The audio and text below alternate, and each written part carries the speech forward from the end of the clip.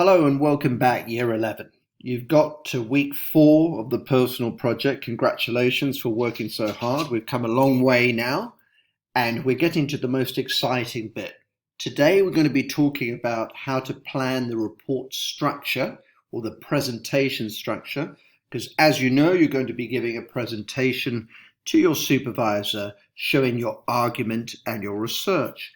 In the next screencast, I'll concentrate how to make that really exciting in visual terms, using things like video, graphics, and perhaps music. But in today's session, we are going to concentrate on the structure. And by the end of the screencast, you'll be able to place the debate at the center of your presentation, and you'll be able to structure the discussion in a lucid and coherent manner. The word lucid means extremely clear, and coherent means that the structure will be glued together so that it will be easy to follow your argument. So breaking down today's screencast, firstly, I'll be looking at presentation structure, and I will give you a template that you can use. I'll be showing how the introduction is the introduction of the debate. We'll be looking at the main body of the presentation, and as we do that, we'll look at how to structure a paragraph very well. We will look at how you use subheadings to guide the reader or the listener through the presentation. We'll touch upon the fact that you need to include references that shows your academic reading. We will then look at how to conclude the presentation. And finally, we'll touch upon the idea of the reference list, which will there again be there for showing the depth of your research and allowing your reader or your listener to track some of your ideas and look at your sources. So firstly, I'm going to begin with the generic structure for the presentation. As you can see, you're going to have an introduction, a main body, a conclusion, and finally a reference list. In the introduction, we're going to begin by saying, what is your research question? What's this presentation going to be about? And I want to remind you that that must be an argument. In the main body, we're going to provide the meat, the substance to your argument, okay? And you're going to show that in the main body, you have broken your argument down into different sections using subheadings that allow the listener to follow the argument easily. And in the conclusion, you're going to answer the question that you raise in the introduction. It's always a good habit to read your introduction, read your conclusion. And in the introduction, you should have asked a question or started a debate. And in a conclusion, of course, you're finishing that debate. And as I said, the reference list will be there for us to check the detail and the depth of your research. Beginning with the introduction, okay? The introduction is sometimes the hardest thing for people to write. We need to think about the introduction as just the same as the way in which you would introduce a person. You don't want to say too much, but you want to give people a very clear idea of who it is that you're presenting, and in this case, what it is that you're discussing. So you have to give a little bit of a sense of an overview of the argument. And you can give them a sort of sense of what is to come, okay? As I say here, it's a good idea to signpost your argument a bit so that you could say, in this presentation, I will be discussing whether criminals are the result of genetics or biology. First, I will do this. Second, I will do this, etc. So a good introduction has an element of overview and signposting. So, you want to, as I say, use the signposting here, and you want to also establish a little bit of research territory. So you want to say why there's a debate. So say, for instance, using my example of criminals, whether they're biological or whether they're socially caused, I'll say this is of great relevance to us because we need to understand exactly how our criminal justice system works. So if we're sentencing people to prison for many years, we need to know that we're doing it for the right reasons. You can also, in the introduction, put in any really important background that you think is going to be very interesting. Later on, I'm going to be going through a very good introduction, which is about Greek migrants. And I'll show you how providing some contextual background will allow your readers and listeners to understand why this debate is important and what the debate is about. Okay? Now, the research question, which I dealt with in week 1, is really important, and it needs to go into your introduction. And I'm using my own work because I'm engaged in some research at the moment, and I thought it might be interesting for you to see how I've structured my research question. So no surprises that I'm actually studying project-based learning, like the CPQ or personal project in this case. And my main research question is, to what extent does project-based learning extend the agency of learners in an international school in the Middle East? Now, the only word you may not be familiar with is the idea of agency. Now, agency is the idea of having freedom of choice and the ability to make decisions for yourself. So my main research question is, how does project-based learning give students more freedom, basically? And my second question was, how might the extended project qualification foster self-regulated learning? As I'm sure you're aware, self-regulated learning means the teacher is not breathing down your throat. You are making the decisions and deciding the stages in your learning. And that's very much like our personal project that we've been doing at the moment. So this research question will be an important part of how I start my presentation or my written report. I make it clear why I am speaking. I am speaking because I am addressing this particular question. So let's have a look at an example. I have an excellent EPQ written by a deaf student, and the title is Forced Migrants, Burden or Benefit to Greece. This is a student who wrote this a couple of years back, and she's someone who actually went to the refugee camps in Greece.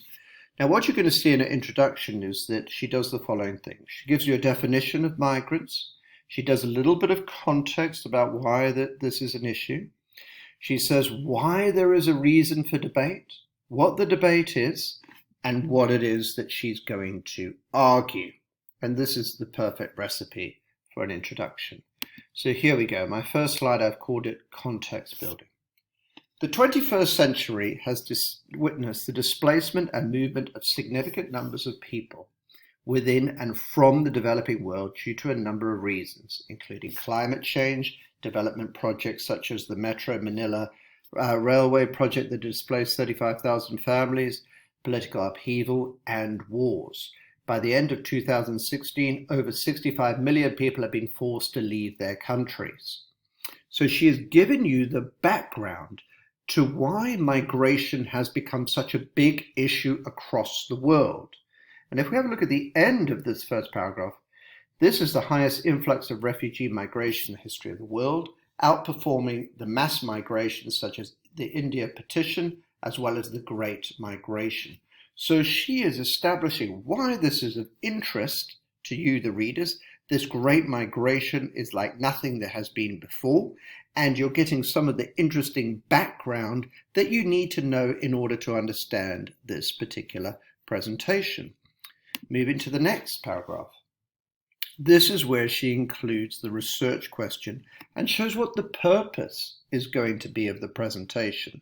So, just going back to this one, giving all the important detail, etc., and in this one, addressing the research question. So it's perfectly permissible sometimes to have two introductions, because remember that a project is longer than an essay that you're writing in class. In this particular one now, note how she looks at the research question. This paper will explore the extent to which refugee populations are a burden or a benefit to the host communities, particularly in terms of how they impact social and economic services within the countries. She goes on to say, using the case study of Greece, this paper will examine how the healthcare system, usually portrayed as having suffered from the influx of refugees, has in fact witnessed the beginning of positive change since the refugee crisis began.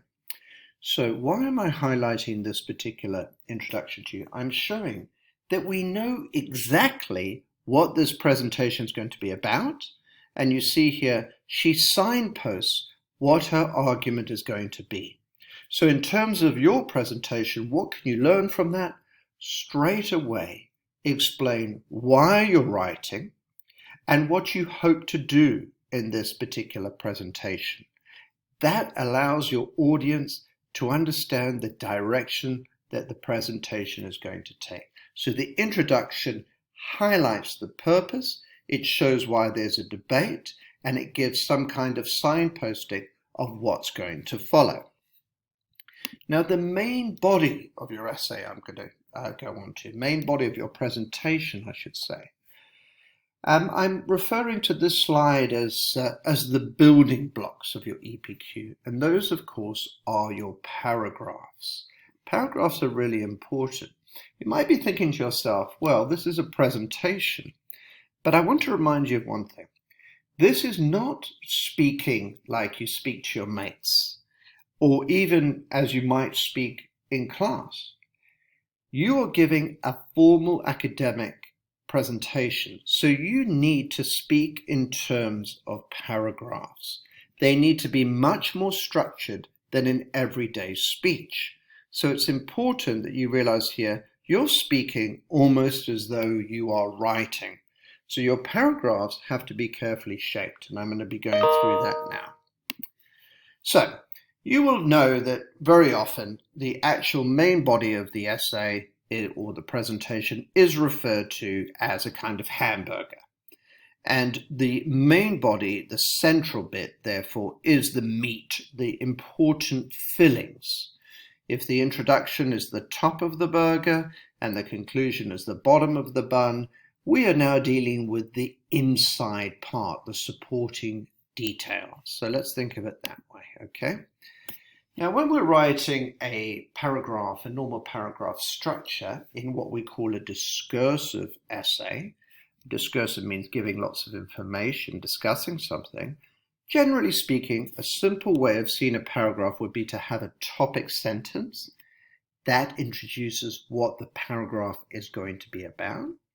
A number of supporting sentences, it might be explanations, facts, details, etc. And then a concluding sentence reminding us of how it relates to the title and the discussion at hand. Putting it another way, a paragraph begins with a topic sentence, it has detail sentences, and it has what we call a clincher sentence. And I think that that's a useful term that I'm going to tell you a little bit about now. So what is a clincher sentence? It can be defined as a statement, argument, fact, situation, or the like, that is decisive or conclusive. In academic writing, this is a statement in a paragraph which reiterates the topic and summarizes how the information in the paragraph supports the topic. So you need to think. You've introduced the paragraph, you've given a few details, and at the end of the paragraph, you're explaining how this relates to your topic. So the clincher sentence can be very memorable, and it reinforces your key message, and it helps the point, as I say here, linger in your reader's mind. So it's very good for establishing what we call coherence. That means gluing the presentation together so that we can see that you are focused on the title and the research question that I spoke of earlier. And here is a very good body paragraph, okay? I would suggest it would be a good idea to pause the screencast now. Now, hopefully that gave you time to read through this excellent paragraph, because I think it would be a little bit tedious if I were to read it aloud to you. So I'm going to focus on two aspects of it. Firstly, I'm going to look at the topic sentence. According to Roger Zetter's journal on the economic impacts of refugees, these forced migrants who initially had been situated for just a short period in their host communities begin to thoroughly immerse themselves into the local economies. Why am I highlighting this for you? This is an excellent topic sentence. It establishes what the paragraph is going to be about. We know that it's going to be about how migrants immerse themselves into the local communities, how they become part of the local community. And then you will see all the supporting sentences here, etc. And then we come to the last sentence, which I have put into red, and this is our clincher sentence. These statistics are only those that highlight the positive impacts on the locals. They do not nearly begin to alliterate the transformations and positive effects on the refugees themselves and their living standards. So, this clincher sentence shows that this is what this paragraph has been for, to show the positive effects, and that very, very much ingrains into the reader's mind why that paragraph was written, okay? Now, I don't want to make this screencast too long, but if you do want to watch an excellent supporting video, please look at this address over here. And this University of Technology in Sydney has a number of screencasts on academic writing, and this is a particularly good one of how to structure the main body of a piece of writing. And of course, much of that is really relevant to the main body of your presentation. Now, when you're planning the structure of your presentation, you need to think across the whole of the presentation. I've included this diagram so you can think to yourself, how is it all going to fit together? Establishing a very clear structure allows your readers and listeners to follow you. Okay, so I would strongly suggest that you plan your presentation using some kind of graphic organizer like this before you begin. And why is that so important? Because all good academic writing and speaking are like links in a chain. And I always use this graphic because I think to myself, if I want to convince people, I want them to be able to follow the logic of my argument so that each of the links in the chain go together and they will see that this is a structured, rational, well-organized argument. So, going back to this issue here of migrants, benefit or burden, let us have a look at how this EPQ student has organized her presentation. What I want to remind you is that subheadings are extremely effective in this explanatory, descriptive, or discursive writing because they allow your reader to break your report and your argument into very clear sections. So this was a 5,000 word dissertation. It's longer than the presentation you're going to do. You may want to have fewer subheadings, but you'll get the idea. If you have a look, she begins with the introduction, then she asks, how do refugees impact economies? Why is there a negative stigma about being a refugee? At what point are refugees a burden to the economy? How has such large influxes of refugees impacted host communities? Greece's economic struggles, Greece's fragile healthcare system. How have refugees improved the healthcare system? Who has taken action to improve the lives of those living in Greece? The mathematics behind successful integration. Volunteering at Solidarity Now, that's her own experiences. The impact of the stock market and the conclusion. Now, why have I shown you this? You can pretty much understand the stages of this long, and in fact, it was over 6,000 words, this paper. You can see from these very clear subheadings how she's broken down the essay into small chapters. And the subheadings in the form of questions are so helpful because they allow us to understand what each part of the paper is about. So I would strongly recommend in your own presentation that you use a similar structure of subheadings. And as I say, because it won't be quite as long as this, maybe you'll have fewer of them, but in particular, the main body of your presentation could be broken down in this manner. I also just quickly wanted to point out one other thing. You might want to, again, pause the screencast now so that you can read this and check the references below. Now, I'm not going to go into all the details of this excellent paragraph, but I wanted you to see that in this case, this student was using footnotes. In a previous screencast, I talked to you about the Harvard referencing system. It doesn't matter which of the referencing systems you use, as long as the references go in there. But you will see that here she shows that each of her points is supported by clear evidence. Now, one of the key things we want you to practice in this personal project is how to support your arguments with research. So in the main body of your presentation, we would like to see some references. You won't have time to do as many as this student has, but you should at least have 4 or 5 or 6 references as part of the presentation so that we can see that you're not only practicing the references, but getting used to the idea that when you say something, you need to show where you got those ideas from. Now, I spoke before about the importance of cohesion, of gluing things together. And this is another paragraph from the same student.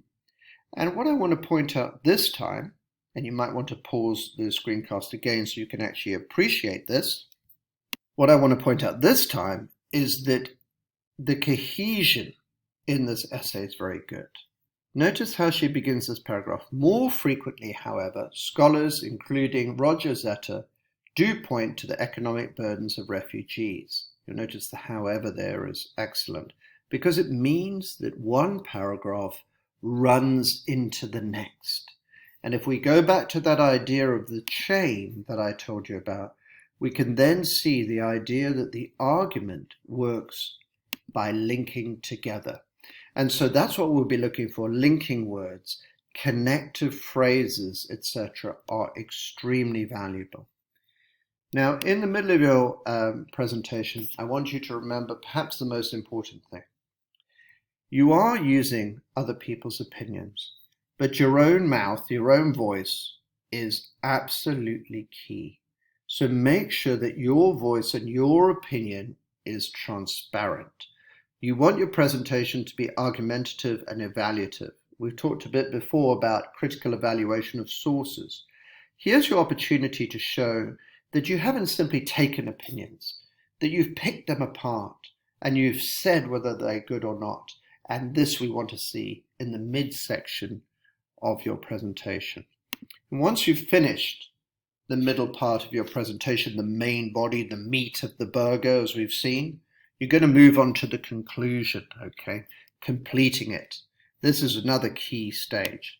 So what's the structure of a conclusion? Well, I've said here this is a generic structure, but all generic structures are just a guide. Remember, you're free to use aspects of your imagination, and it's always a great thing when students are imaginative, okay?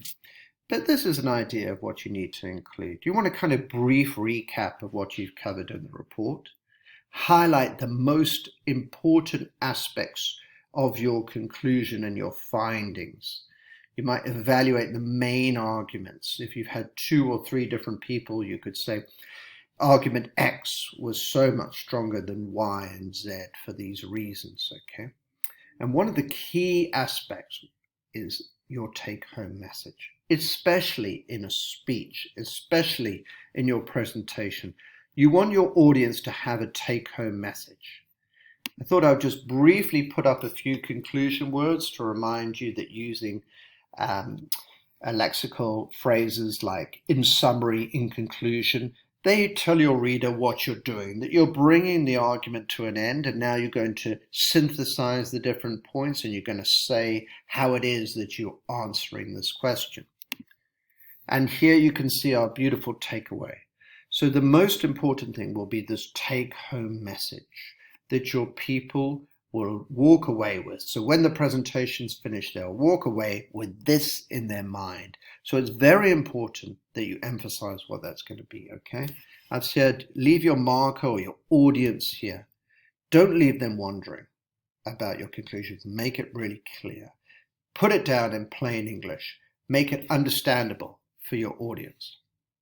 One of the things that you can do in the conclusion as well to make it really interesting is to answer the question, so what? Yeah.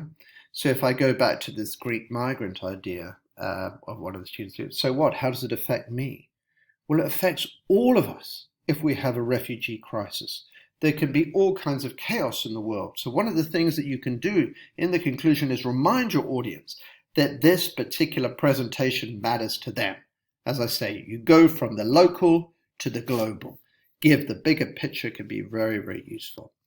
And now I have a short video, short screencast by one of our students who did an excellent EPQ on advice on criminal behavior, genetic origins or socialization.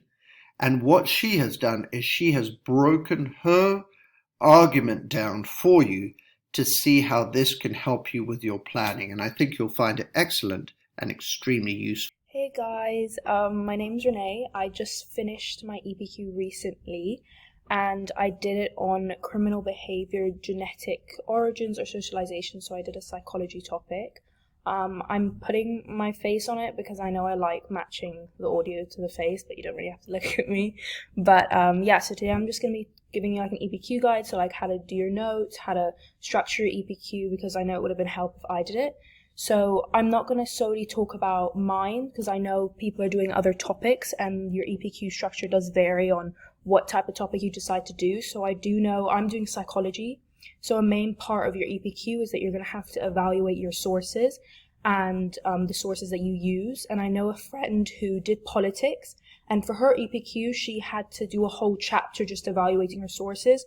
Whereas like because I'm doing a psychology topic and people who would do a sciencey topic like to evaluate throughout because they include studies depending on each chapter. So it's better to kind of evaluate it right when you mention it rather than talking about it later. However, it does depend on it, but I'll talk about that later. So my first slide, I'm going to be talking about the notes. Don't mind me, I'm going to be looking down at my notes.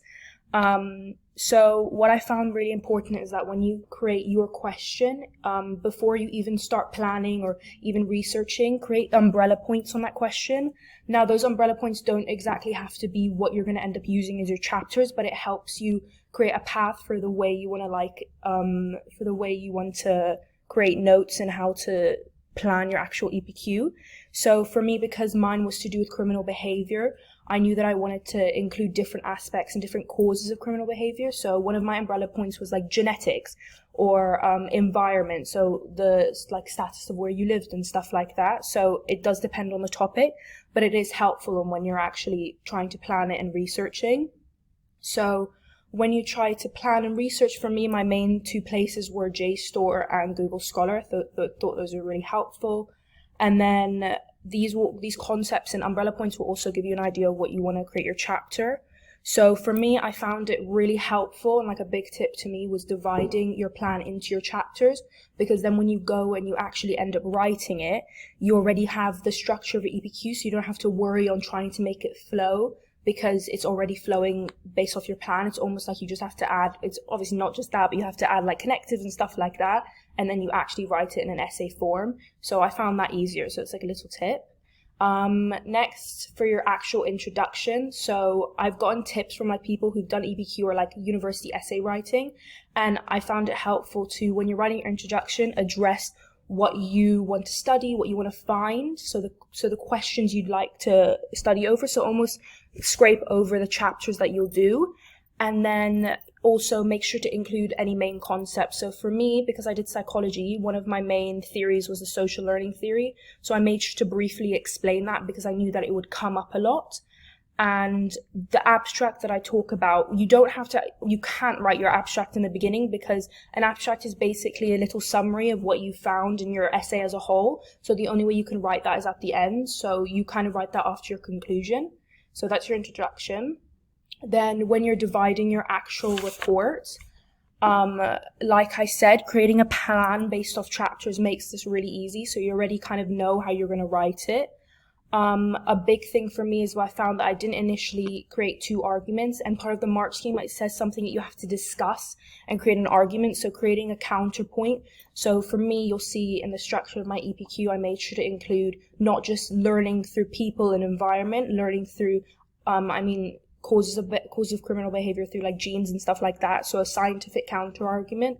I didn't do that initially, which I really regret, so I had to do it later. But when you're planning it and dividing your report, make sure at least one chapter or two or however many. If you want, you can directly balance it, make it equal, to have a counter argument, because it looks better when you're writing and to the marker. Also, when I say don't overcomplicate it, I mean don't have things, make sure it flows, because at the end of the day, the person who's reading this technically doesn't know anything specific about your topic. So make sure it's easy to read and it's understandable, and you're not including information that you can't explain or back up yourself. Next is the actual structure, so the formatting. It's really important to make sure it's clear. So I know for a lot of people, their title page, my title page included a desk logo, the title, and your word count. Some people put a picture, some people, you can do a lot, but it's making sure it like looks aesthetically pleasing. And I know that's not really the main focus, but it does make everything else flow nicer. Also, in terms of clear subheadings, make sure to not include any words in your subheadings that the person wouldn't understand when looking at it first off. So you can go into more detail when you're actually in the chapter, but basically the overall question and idea that you're going to be addressing in that chapter. And then keeping track of sources. So a very important part of your formatting is your bibliography. I didn't directly keep track of my sources from the beginning, and that was made creating a bibliography very difficult. I had to spend like a couple weeks like going through my sources and making sure I like knew everything, which was really difficult. So I suggest making sure to keep track of it. There's a website which I'm sure Mr. Flynn will tell you about. It's called RefMe, and it's really helpful because you can use different referencings. Like there's different types. There's like Harvard and MLA, and you have to make sure you just stick to one referencing the whole time. Because I know some people who did start referencing from the beginning, but they reference using different formats, and that made it difficult. So the main thing about structure is just making sure it's clear and you understand it, and you make sure that you look at it from a different perspective. So if someone was reading it, they would understand it. And finally, my EPQ. Like I said, there's the title page, the contents, and the abstract, my introduction. And then I made sure that for me, like I said, the evaluation, I did it throughout because I have a psychology topic. And I'm evaluated throughout. Like I said, I have my counter argument, and then I had my conclusion. My conclusion basically answered all the questions I asked in the introduction. So like I said, when you're writing your introduction, it's important to include what you want to find and what you think is important. So I made sure to answer and include an overall ending statement. So yeah, that's basically it. I hope this was helpful. Now, although Renee was reflecting on her full 5,000 word EPQ there, I think some of the advice will be very, very relevant to your presentations that you're doing for Personal Project 11.5, and I found that very useful, and I hope you did too. Now, of course, when you finish the conclusion, there's one last piece of work for you to do, and that will be the reference list. Now, you'll remember from a previous screencast, I talked about the fact that each of the sources that you've used need to be listed in the reference list. Don't forget to put them by author's surname in alphabetical order, and also if they are internet-based sources, to put down the date that you access them. So I hope you found that very instructive and very interesting. I'm very much looking forward to seeing some of your presentations. That gives you a good idea today of the different elements of structuring the presentation, so you can get on with planning that. And our next screencast will be very interesting because I'll be using the work of deaf students again from the EPQ to look at how you can enliven and make your presentations really visually exciting and interesting, and you can get audience engagement. Thank you so much for listening. I'm looking forward to your presentations very much.